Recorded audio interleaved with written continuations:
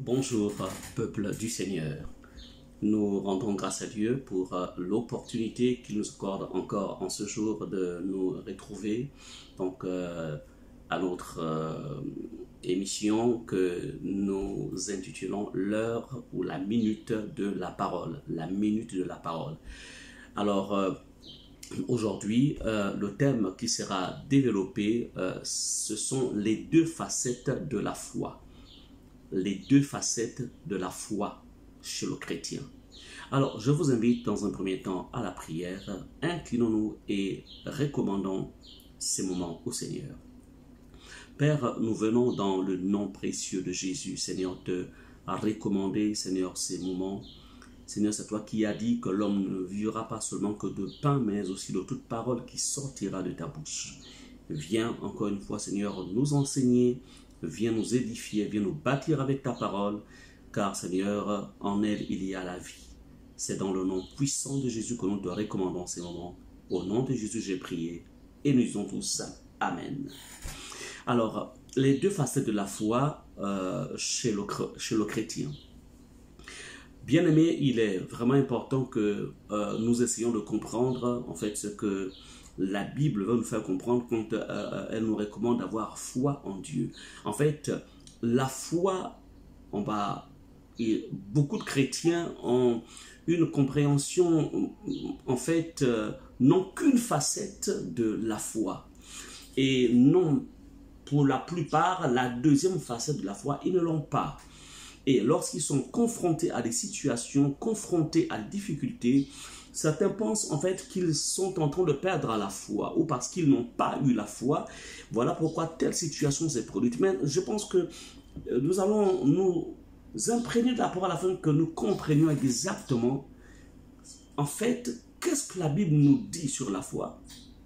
Et les gens qui ont expérimenté, qui ont mis leur foi en action, que s'est-il passé par la suite? Alors, on n'a pas besoin de reformer la roue parce qu'elle existe déjà. Alors, allons-y dans la parole. Nous allons lire deux textes dans Hébreux 11. Nous resterons dans le livre plutôt d'Hébreux. Alors, allons-y d'abord dans Hébreux 11, verset 1 jusqu'au verset 3. Et ensuite, nous lirons Hébreux 11, verset 33 au verset 34. Nous sommes en train donc de comprendre c'est quoi la foi, les deux facettes de la foi. Alors, il nous a dit ceci. Or, la foi, c'est une ferme assurance des choses qu'on espère, la démonstration de celles qu'on ne voit pas. Or, sans la foi, il est impossible d'être agréable à Dieu. Là, nous sommes au verset 6. Car il faut que celui qui s'approche de Dieu croit qu'il existe et qu'il récompense ceux qui le cherchent. Et quand nous allons au verset 13, la Bible dit, c'est dans la foi qu'ils sont tous morts, sans avoir reçu les biens promis, mais ils les ont vus et salués au loin, et ils ont reconnu qu'ils étaient étrangers et voyageurs sur la terre. Alors, allons-y au verset 33, toujours du même chapitre, nous sommes au chapitre 11. Le verset 33 nous dit ceci. Par la foi, ils ont vaincu les royaumes, exercé la justice, obtenu la réalisation des promesses, fermé la gueule de lion, éteint, verset 34, la puissance du feu, échappé aux tranchants de l'épée, repris des forces après une maladie, été vaillant à la guerre, mis en fuite des armées étrangères. Verset 36 du chapitre 11 toujours, d'autres encore ont subi les moqueries et le fouet, les chaînes et la prison. Verset 37, ils ont été lapidés, sciés, ils sont morts, tués par l'épée. Ils sont allés d'un endroit à l'autre, habillés de peau de brebis ou de chèvre, privés de tout, persécutés, maltraités. Eux, verset 38, dans le monde n'étaient pas dignes. Ils erraient dans les déserts et les montagnes, dans les grottes et les abris de la terre. Tout cela, bien qu'ayant reçu un bon témoignage, grâce à leur foi, n'ont pas obtenu ce qui leur était promis.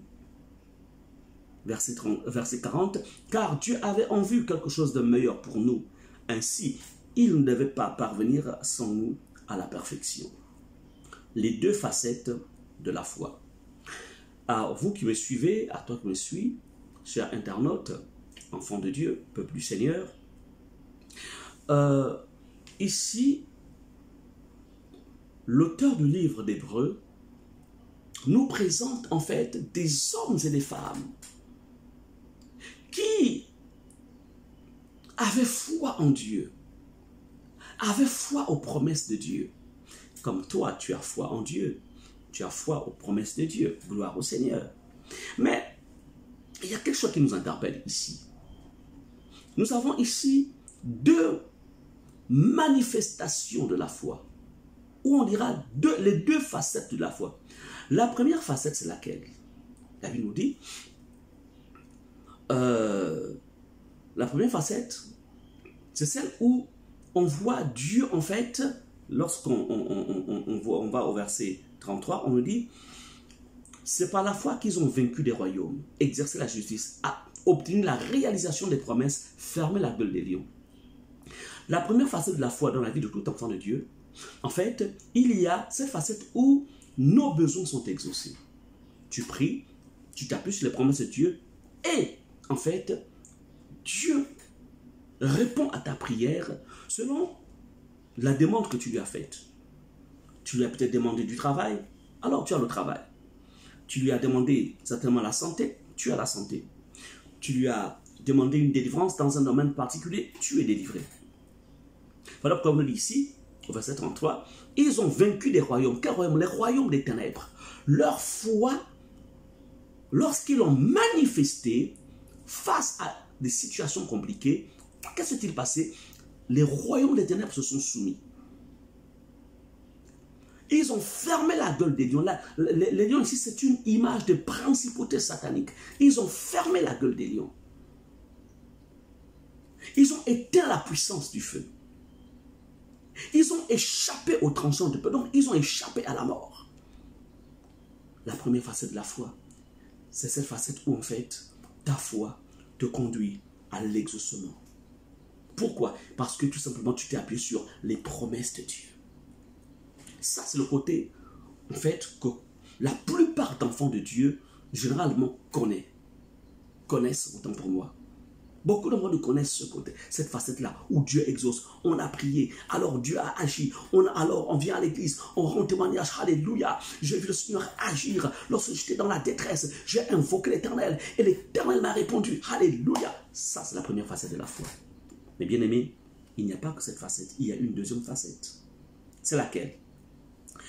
Écoutez ce qu'on dit le verset 13 d'Hébreux 11. C'est dans la foi qu'ils sont morts, sans avoir reçu les biens promis. Mais ils les ont vus et salués de loin. Et ils ont reconnu qu'ils étaient étrangers et voyageurs sur la terre. Peuple de Dieu, enfant de Dieu. Écoutez, il y a cette deuxième facette de la foi qui, en fait, au-delà de la foi que ces premiers croyants-là, au-delà de la foi qu'ils avaient, ils sont quand même morts. Ils ont invoqué Dieu pour la délivrance face à une situation, face à un danger de mort.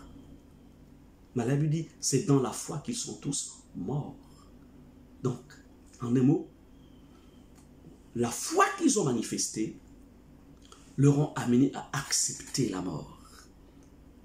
Comme dit l'apôtre Paul, la mort m'est un gain. La Bible dit, sans avoir reçu les biens promis. Il y avait des promesses, mais ces promesses-là, ils n'ont pas vu l'exaucement de ces promesses. Cependant, c'était la manifestation de leur foi. Ils ont gardé la foi. Ils étaient dans la foi. La Bible ne dit pas que c'est parce qu'ils avaient péché. Non. La Bible ne dit pas que c'est parce qu'en fait, il y avait un problème dans leur foi. Non. Écoutez bien, la Bible, c'est dans la foi. Alors, je voudrais te dire que ce n'est pas parce que tu ne vois pas la chose que tu demandes à Dieu se manifester, ça ne veut pas dire que tu n'as pas la foi ou que tu n'es pas dans la foi. Ce n'est pas parce qu'en fait, tu perdures dans une situation en fait, qui te dérange que tu n'es pas dans la foi. La Bible nous dit, ici c'est dans la foi qu'ils sont tous morts sans avoir reçu les biens promis. Nous avons besoin en tant qu'enfants de Dieu de comprendre la foi dans ces deux facettes. la facette où Dieu peut nous exaucer. Et la facette où, en fait, on ne verra pas les biens promis se manifester. Mais on est toujours dans la foi. Écoutez, cette deuxième facette, au verset 37, la Bible dit, verset 36 d'abord, d'autres encore ont subi les moqueries. Ils étaient dans la foi. Ils ont subi le fouet, les chaînes et la prison. Ils étaient dans la foi. Ils ont été lapidés, sciés. Ils sont tous morts par l'épée. Bien-aimés, ils étaient dans la foi. C'était leur foi qui les amenait à accepter ces épreuves, à accepter de vivre cette situation où ces épreuves dures et compliquées. C'était la foi. Je viens de te dire ce matin, quel que soit ce que tu peux expérimenter aujourd'hui, ce n'est pas parce que tu vis ce que tu vis, ce n'est pas parce que tu passes par des temps difficiles que tu n'es pas dans la foi. Non. Hébreux 11, que nous sommes en train de lire, vient nous démontrer, nous faire comprendre qu'il y a deux facettes de la foi. Il y a le côté où nous sommes exaucés, mais il y a aussi le côté où, en fait, on n'obtient pas la réalisation des promesses. Mais on est toujours dans la foi. Le plus important, mais qu'est-ce qui a emmené, en fait, ces pré-chrétiens du premier siècle à accepter cette deuxième facette de la foi? La Bible nous dit, c'est parce que tout simplement, écoutez, lorsque nous revenons donc dans la parole de Dieu, la Bible nous dit au verset, je retourne rapidement le verset, donne-moi juste quelques secondes. Donc, il nous est dit, laissez-moi juste quelques minutes, voilà, au verset, je vais lire le verset donc 37, on nous dit, ils ont été lapidés, sciés, ils sont morts tués par l'épée, ils sont allés d'un endroit à l'autre, habillés de peau de brebis ou de chèvre, privés de tout, persécutés, maltraités. Écoutez le verset 38, eux dont le monde n'était pas digne, ils erraient dans les déserts et les montagnes, dans les grottes et les abris de la terre. Verset 39, tout cela, bien qu'ayant reçu un bon témoignage, grâce à leur foi, n'ont pas obtenu ce qui leur était promis. Verset 40, car Dieu avait en vue quelque chose de meilleur pour nous. Ainsi, il ne devait pas parvenir sans nous à la perfection. En fait, c'était des personnes qui avaient les regards vers l'éternité. Ils avaient compris en fait qu'ils étaient des étrangers dans ce monde, qu'ils étaient passagers dans ce monde. Donc pour eux, ils ne s'accrochaient pas au bien de ce monde. Ils demandaient à Dieu des choses, ils espéraient, ils s'attendaient. Mais ce n'est pas parce qu'en fait la chose, la demande ne s'était pas matérialisée que Dieu les avait abandonnés. Non, non. Ils avaient les regards tournés vers là où ils savaient qu'ils étaient du ciel. Ils savaient. Je viens de te dire ce matin, ne te décourage pas. Ne crois pas que tu as perdu la foi. Ne pense pas que ta foi est faible. Mais c'est la deuxième facette de la foi qui s'exprime. La deuxième facette de la foi. Verset 38 nous dit, eux dont le monde n'était pas digne. C'est-à-dire en vérité, dans ce monde ils ont compris. En fait, ils n'avaient pas considéré, ils ne considéraient pas, ils n'accordaient pas de la primauté aux choses de ce monde. Mais pour eux, la primauté, c'était être avec leur Dieu. Ne perds pas la foi. Ne perds pas. Ne rétrograde pas. Ne baisse pas les bras. Ce n'est pas parce que tout semble dur que Dieu t'a abandonné. Ce n'est pas parce que tout semble être bloqué qu'en fait tu n'as pas la foi. Non. C'est certainement la deuxième facette de la foi qui s'exprime. Je suis venu donc dans ce bref message ou cette brève exhortation. J'ai voulu vous parler des deux facettes de la foi.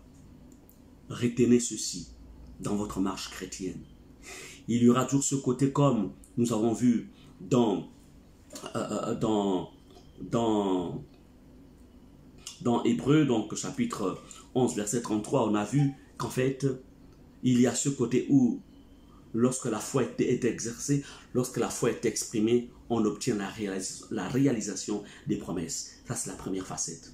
Mais la deuxième facette, au-delà des jeûnes, des prières, tu t'appuies sur la parole.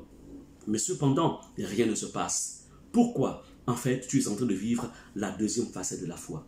C'est-à-dire, cette facette qui fait en sorte que, comme on l'a vu dans Hébreux, donc chapitre 11 toujours, au verset donc 34, on a vu que, plutôt Hébreux chapitre 11, verset 37, autant pour moi, on dit, ils ont été lapidés, sciés à cause de leur foi. Ils étaient dans la foi. Ils sont morts tués par l'épée. Ils sont allés d'un endroit à l'autre. Ils erraient dans les déserts et dans les montagnes, comme pour dire sans abri. Tout cela parce qu'ils ont reçu un bon témoignage grâce à leur foi. Donc, c'est aussi ta foi. Ce que tu vis, ce n'est pas parce que tu as perdu la foi. Non, non, non, non, tu n'as pas perdu la foi. Comme je le disais, comprenez et retenons ceci. Comme on nous le dit, le verset 13. Ils ont reconnu qu'ils étaient étrangers et voyageurs sur la terre. Enfants de Dieu, nous sommes étrangers et voyageurs sur la terre. Que nous ayons, que nous n'ayons pas, restons toujours dans la foi et nous sommes dans la foi. C'est pourquoi l'apôtre Paul dira, en fait, il savait se réjouir, qu'il soit dans l'abondance ou dans le manque. En fait, il savait toujours se réjouir et se confier en son Dieu. Bien-aimés, je voudrais ici vous encourager et vous dire, ne vous découragez pas. Votre foi reste intacte. Les deux facettes de la foi s'exprimeront toujours pour tout enfant de Dieu. Parce que c'est ça, la réalité avec Dieu. Amen. Je vous invite en fait à la prière maintenant. Ma prière, c'est que cette exhortation, serrez-la dans votre cœur. Serrez cette exhortation dans votre cœur. Parce que demain, quand l'épreuve viendra, sachez toujours que vous êtes dans la foi. Que Dieu vous bénisse et que soyez fortifiés dans votre engagement avec Dieu au nom de Jésus. Je vais prier. Père, je viens dans le nom puissant de Jésus, encore une fois, te rendre grâce pour tes enfants, Seigneur, qui ont reçu ce message, qui ont reçu, Seigneur, cette exhortation. Je crois, Seigneur, et j'ai cette assurance, Seigneur, que ce qui leur a été donné, Seigneur, pendant ces moments, Seigneur, par rapport à cette exhortation sur les deux facettes de la foi, est allé tout droit s'installer au plus profond de leur cœur. Ma prière à leur égard, ô Dieu, garde-les fidèles à toi, Seigneur. Seigneur, que ce soit dans l'exaucement ou comme aussi dans le fait de ne pas être exaucé, mais amène-leur à comprendre qu'ils sont toujours dans la foi. Parce que la foi consiste à s'accrocher sur ta parole et à rester ferme, quels que soient les résultats, Seigneur. Merci, Seigneur, de les fortifier, Seigneur. C'est dans le nom de Jésus que j'ai prié et nous disons Amen. Que Dieu vous bénisse. Nous nous retrouverons donc mercredi prochain, toujours. Ça va être la continuité donc de nos exhortations pour vous encourager, pour vous fortifier. Toujours, comme je le disais, c'est une émission d'édification, la minute de la parole. Que Dieu vous bénisse.